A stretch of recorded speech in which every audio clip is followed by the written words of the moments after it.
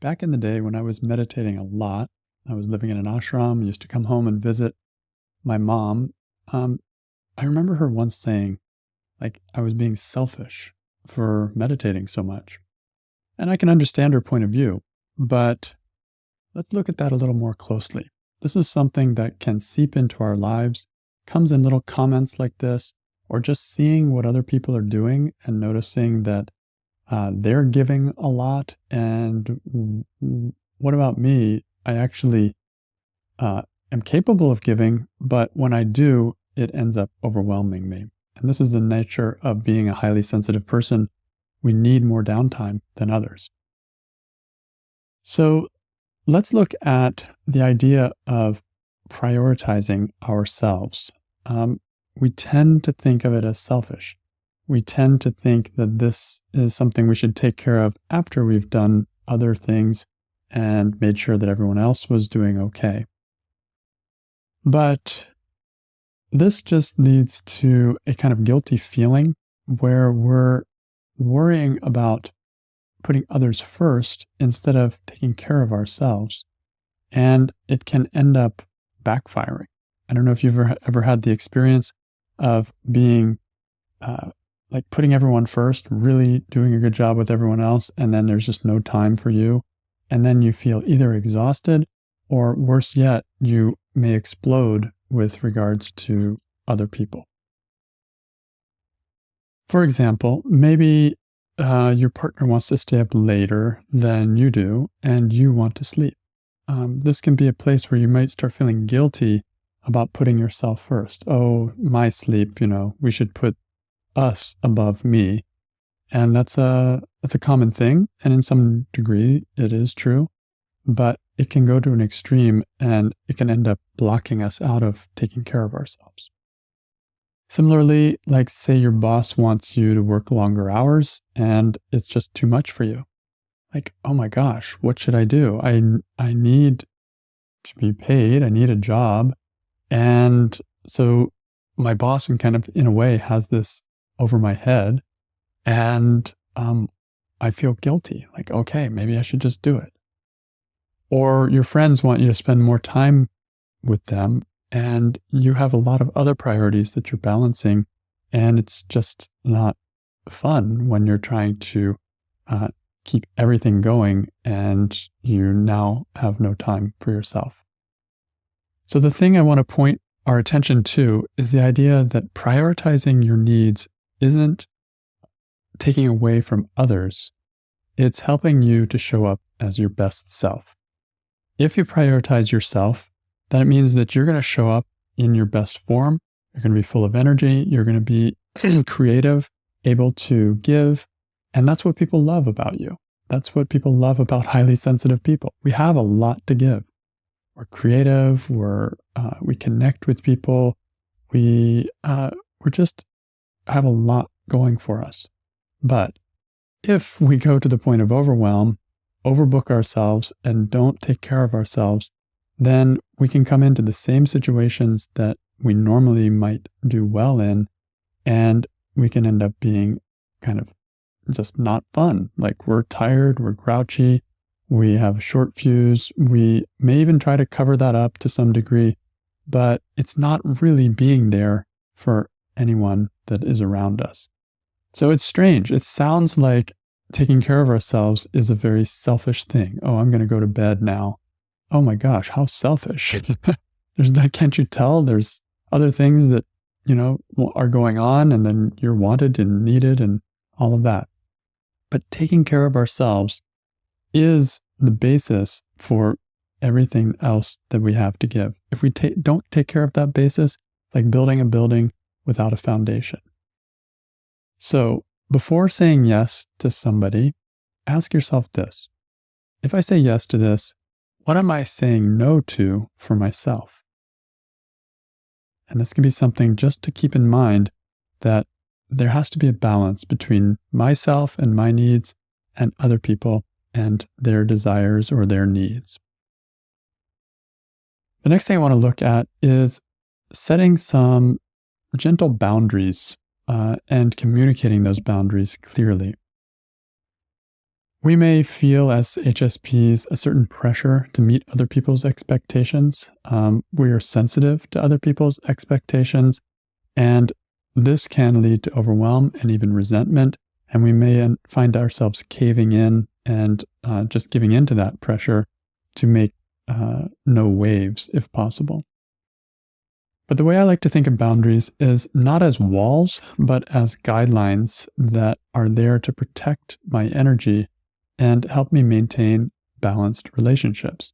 They're not set in stone, they're not immovable, but they are there as a general channel for my energy to flow, for my time to be structured in, so that I can stay as balanced as possible going through lots of different situations. Once you find what your boundaries are, then communicating them has to be clear but also gentle.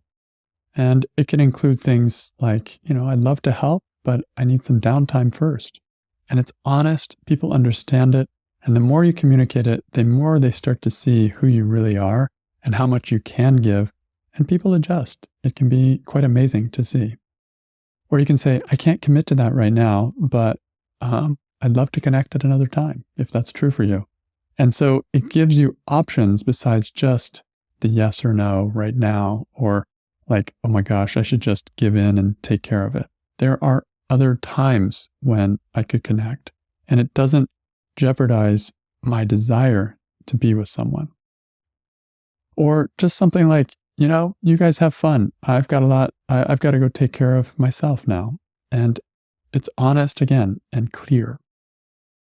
Or like to your boss, I love that you value my help, but I can only go so far. There's only so much I can do. I have physical limitations and I don't want to burn out.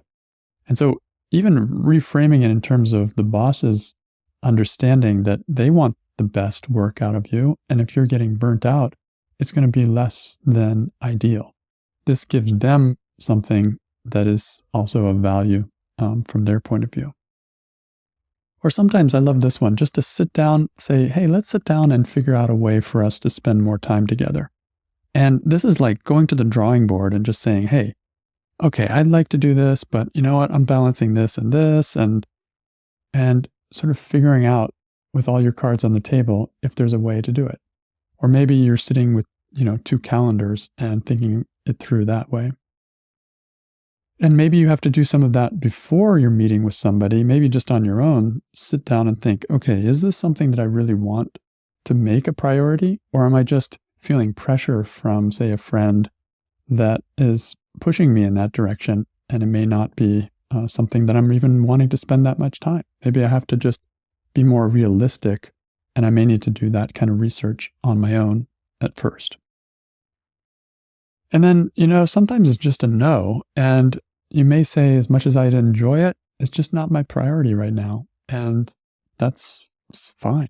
Or you can say something like, you know me, that's just not my thing. And, I love you, but it's just not where I want to go.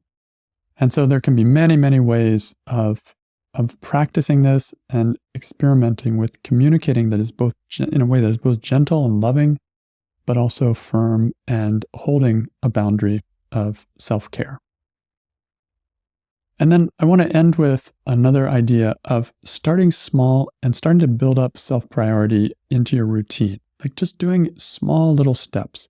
It doesn't have to be something that is like earth-shattering change, because oftentimes that is not very sustainable, but rather start thinking about what small, consistent changes can I create in my self-care habits that will support me and make me feel like I have more time for myself, more regeneration time if I need it, or just time to pursue my own interests as well. That's really important. It's not just sleep. Okay, I can give myself sleep and I don't feel guilty about that, but do you have time for exploring some of the things that you want to do, not just what everyone else would like you to do for them?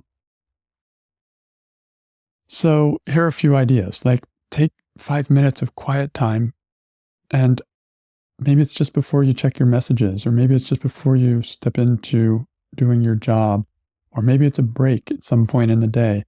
just taking 5 minutes of quiet time just to relax, close your eyes, sit on your sofa, um, do nothing is an amazing thing. Or maybe there's something that you just are drawn to that you want to pursue because it's interesting to you, and it's just your time. Those 5 minutes can be transformative in your experience of your day. Another one is to say no to one non-essential task this week. Is there one thing that I don't really need to do? Can I just take it off the to-do list? Can I be okay with not doing that? Saying no to myself is probably the hardest part of saying no. Saying no to others is hard enough, but saying no to myself, because I really want to do certain things. So that can be something to practice and can be helpful for building self-priority into your routine. Scheduling guilt-free alone time and treating it as non-negotiable. I love that idea of scheduling. Just booking in a time. Like, this is my time for doing this. Maybe it's my time for exercising, or maybe it's my time for reading, or maybe it's my time for studying something, or maybe it's my time for just listening to some music, or my time for some hobby, or just my time to relax or take a nap. Having scheduled free time, alone time, is something that can really support highly sensitive people. And if you make it as important as an appointment with somebody else, it can support you all the more.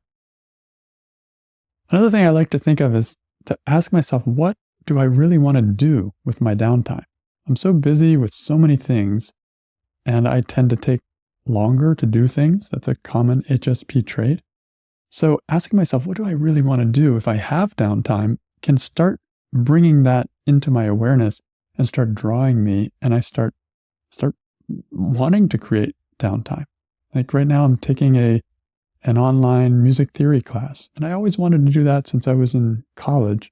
Never took the time to do it, and it's fun. So it draws me. It gives me impetus to take some time for myself so that I can pursue that little mini hobby that I just found. And another thing is, consider the difference between us time and my time. And both are important, especially in family, especially in relationships. But there's a difference between the two, and I like to budget for both. I like to have some my time in my day, and I like to have some us time in my day. And I like to think, is there a good balance between those two?